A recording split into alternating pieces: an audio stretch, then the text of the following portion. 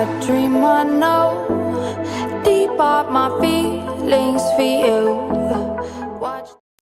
Hello reality viewers, welcome back again to Reality Latest Gist, the home of news and politics. For this channel, we dey drop news every day and we dey react to every videos wey comes our way. And na reality news now we dey drop for this channel, and we dey also dey talk am as e be. If today na the first time we say you dey come across this channel, you are highly welcome. Thank you so much for stopping by. And if you are returning subscribers, I appreciate all of una for una massive support to this channel. I say may God bless all of una in Jesus name, amen. I get video wey I want present to una this very moment, and I go to follow una dey watch the video. After we don watch am together, make we drop our opinion constructively for the comment section. Like our videos and also share our videos if possible. Bye for now. You have to make these, I don't want to call them threats, but, you know, having to issue these notices and advices to Nigeria, does that demonstrate Nigeria's unwillingness to tackle and take action against these alleged perpetrators? Because we're yet to see any real action being taken domestically. Absolutely. Absolutely. You know, I've always maintained that if you refuse to obey your own rules and regulations, somebody or something else is going to force you to begin to do that. And this is a good example. You know, since 1999, we've always said that perpetrators of electoral malpractices will be dealt with.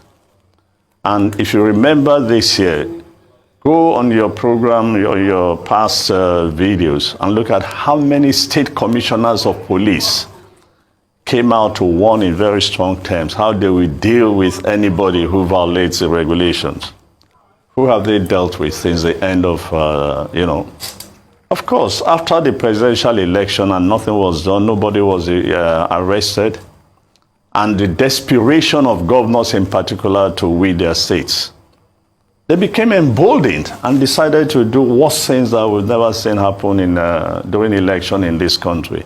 And the consequences of this, of all what was done, is that we now have, you know, foreign countries intervening. The U.S. has made similar, you know, statements also, you know, to deal with those who perpetrated violence and everything the British High Commission has said.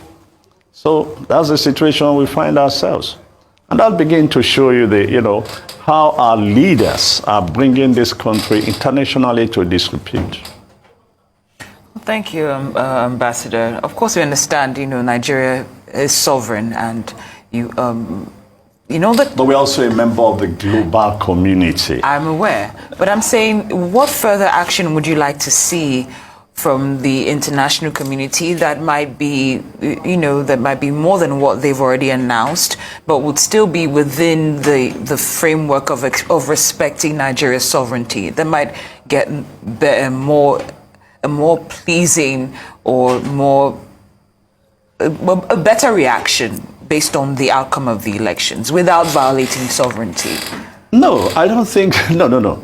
They are not violating anybody's sovereignty if they decide that they are not going to open all their doors to people from your country. After all, UAR banned us, decided, why did they do that? Let me just clear that up. I'm not saying that they are violating our sovereignty. I'm saying, but would you like to see further action by the international community that would still not be... Of course, I'm sure. Look, if our governments, that's federal and state governments, if they refuse to obey the laws they have established, something else needs to happen to force them to begin to do that. And if the international community is going to do that for us, we just have to accept it.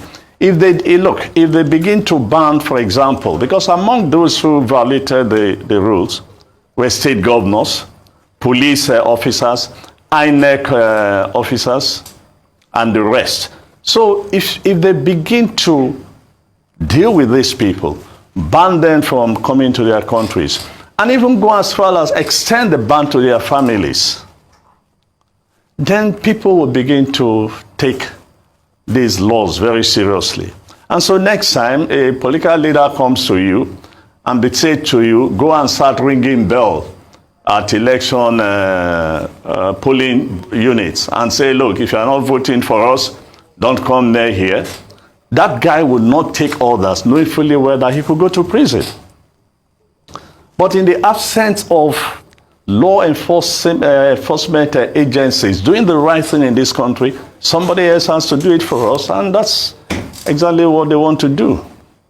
And this has become a very popular modus operandi for some of these Western nations, the UK, the US, especially when dealing with African countries. Now, we've seen both economic and personalized, targeted sanctions in countries like Mali. It's not only African countries. After all, they've imposed sanctions on Ukraine, they've imposed sanctions on Myanmar, and yes, some of the countries that have gone to the extreme end of violating human rights and not allowing their people to enjoy the fruits of democracy. And I thank you for adding that to what I'm saying, because my question to you is, how much will this affect the legitimacy of the incoming government to the rest of the world?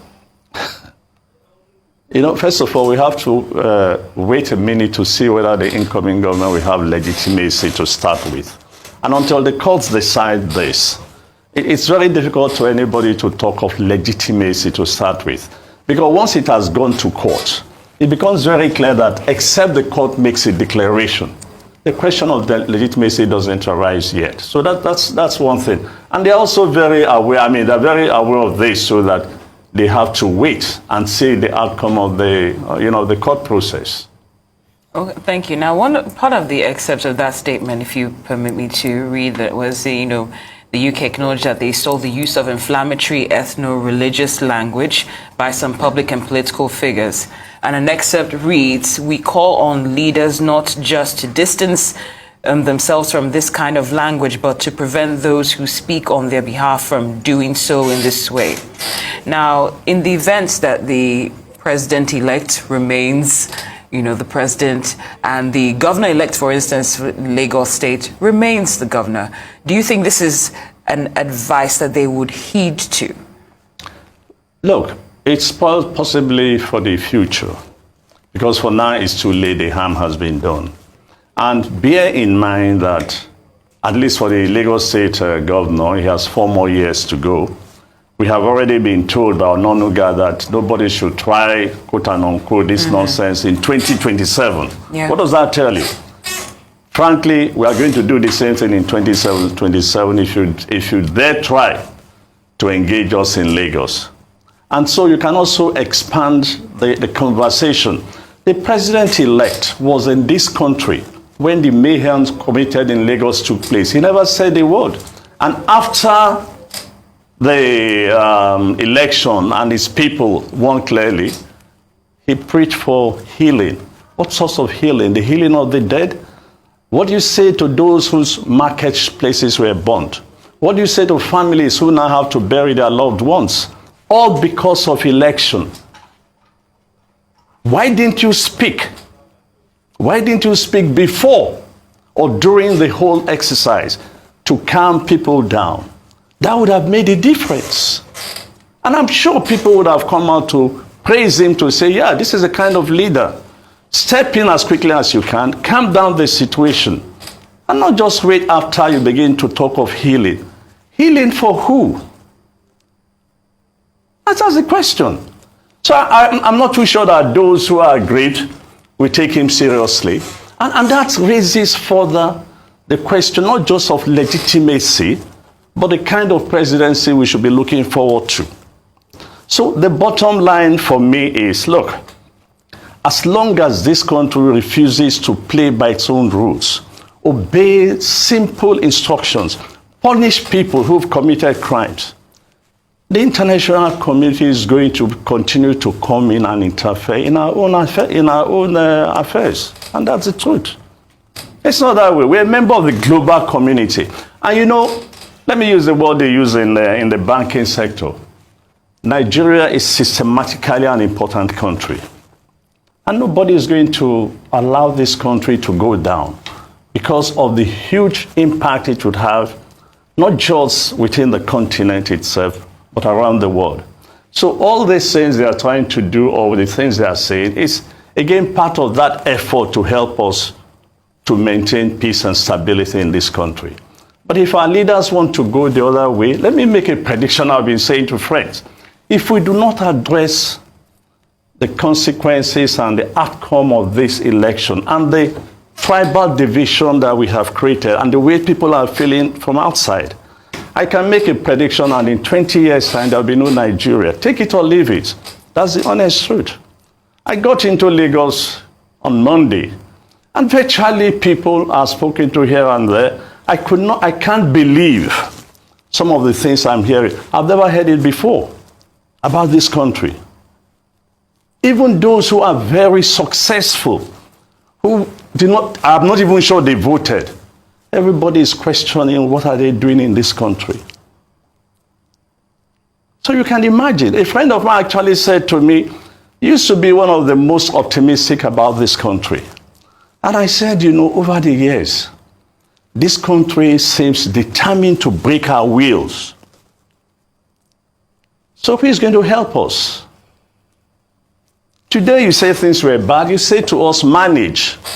Oh, we do better, and it won't happen again. It happens the second time. Is it when all of us become victims that we become awake to the reality? So I make that prediction that if we do not address the outcome of this in a way that we are able to, bring everybody together and really engage in genuine healing, there will be no Nigeria in 20 years' time. And you can put it on record that I said it here on your station. Well, now, in light of this, how effective are these sanctions if they are to go through with them? And I say that with reference to former President Robert Mugabe, who once said, well, if you won't let me come to the West, then I'll look east. It seems that the people who engage in these activities always find a way to find a place where their bread will be buttered. So will these sanctions You are right, but you see, if you look at it critically, they don't have as much knowledge or interest with the East as they have with the West. Most Nigerians look at the destination of the flow of migration. It's to the West. The few that goes out to the East, they probably want to go and study. Even our top businessmen, everybody deals with the West rather than with the East.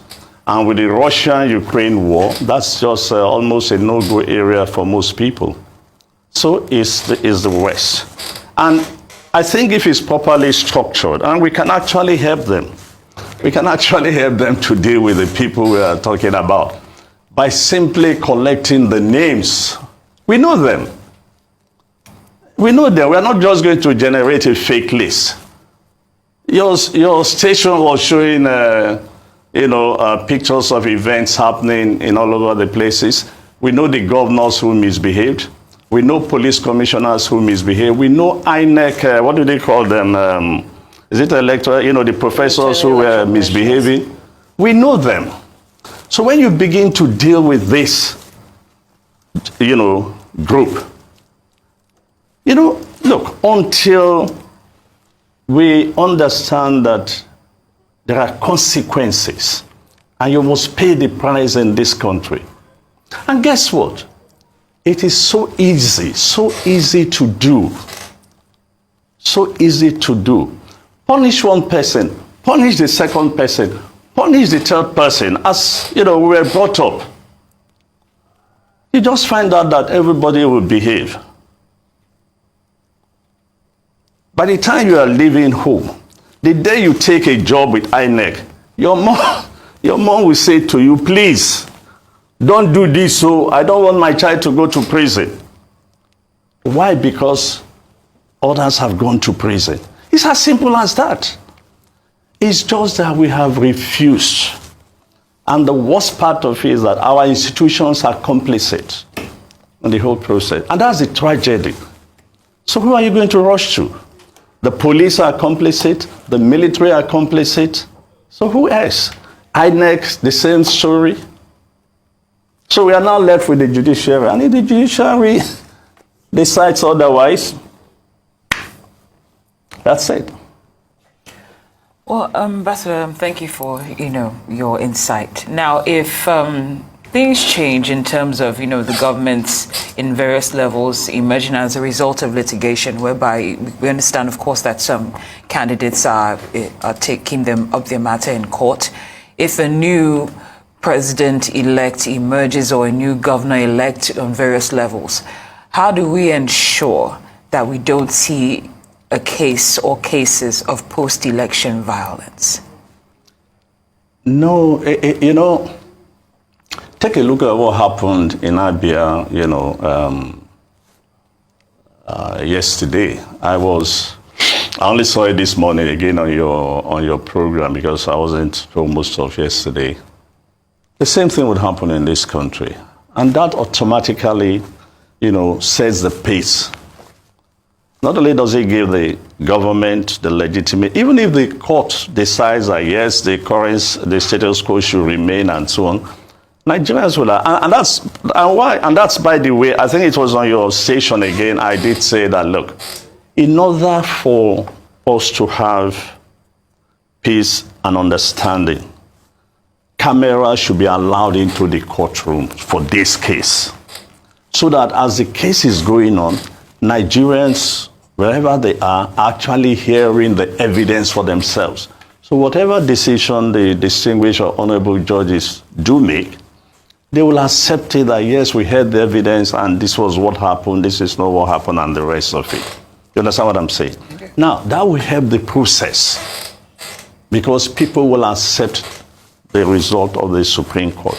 They might not be happy, but as long as this is the last bus stop, nowhere else to go, they have nothing else to do.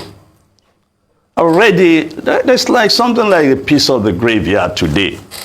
But if a judgment is given and people, whether it's right or wrong, depending on how it goes, people will accept it. But the leaders, and I think that's where we need to focus on really, the incoming leaders must just do more than say, oh, we want to build you roads, we want to build schools. No. We need to begin to define the essence of what makes you a Nigerian and what are your entitlements as Nigerians. You cannot live in a place, look, I started my primary school here in Lagos before we moved to Ibadan, before we finally moved to Abuja, when the Minister of Foreign Affairs moved. So for me, even though I'm from Delta, Lagos, Ibadan, now Abuja has been my life. And one day you tell me that I don't belong to anywhere. What do you want me to do? What do you want me to do? Those who live in Lagos, those who live in Port Harcourt are not indigenous. Those who live in Kano and are not indigenous. But they've been paying tax.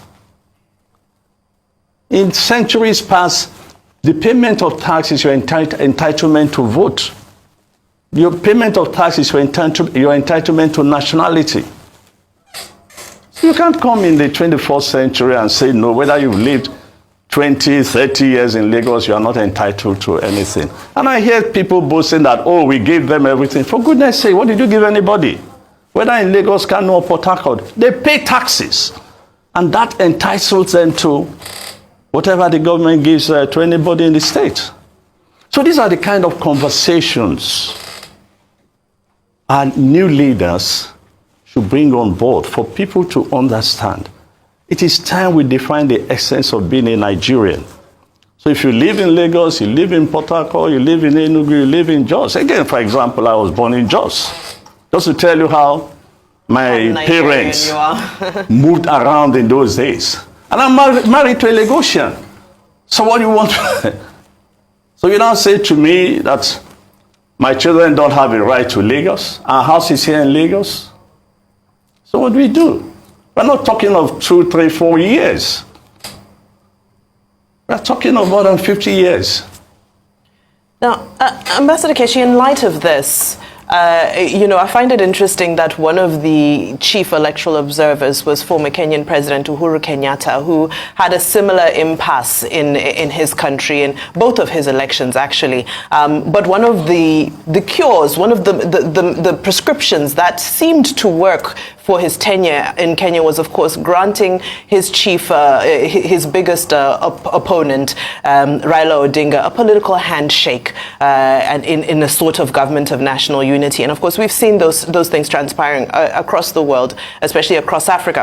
But my question to you is, given all of this, it seems, yes, there have been invitations to say several of the declared winners have said, oh, come and join my government. Let's work together. Let's work together. No. You see, you can't say, come and join my government, and you have not actually recognized the pains and the way they feel. So what does look at someone like Ononuga, what he's tweeting. The president-elect allowed mayhem to happen in Lagos and only spoke after his party has won. Come on, we must face it. Look, at the end of the day, this is about justice. It's not about Atiku, Peter Obi, or even Tinubu himself. It's about justice. The right of Nigerians to decide who rules them. It's about justice. It's about fairness. It's about equity. No, but look, you can debate. The Ononugas of this world can create any ethnic division they want. But this is about justice. Justice. Yeah. Pure and simple, nothing else. Ambassador Keshi, you know, we could listen to you for hours on end. Your wealth of experience in this sector absolutely shines through. Unfortunately,